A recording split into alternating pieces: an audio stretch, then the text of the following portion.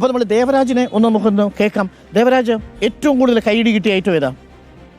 അത് സിദ്ദിഖ് ലാല്. ആ, നമുക്കൊന്ന് അടിച്ചാലോ? അടിക്കാം.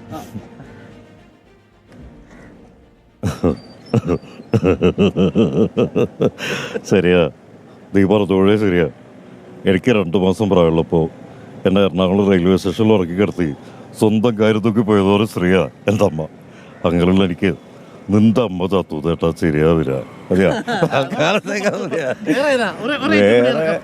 ബേപ്പൂര് കോഴിക്കോടൊക്കെ കലാകാരന്മാരുടെ നാടാണെന്ന് മനസ്സിലായി. ഇവരുടെ ടീമിനെ കുറിച്ച് അറിയില്ലേ? കാലിക്കറ്റ് V4U എന്ന് പറയുന്നത് ഹരീഷ് കണാറിനൊക്കെ ഉള്ളത്, നിർമ്മൽ പാലാഴി. അതെ, അതിന് കൊള്ളാലോ. അപ്പൊ ഒരേ ഐറ്റം കൂടി എടുത്താലോ?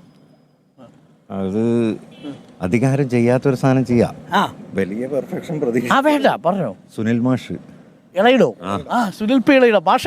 മാഷിനെ അനുകരിക്കാൻ പോകുന്നു.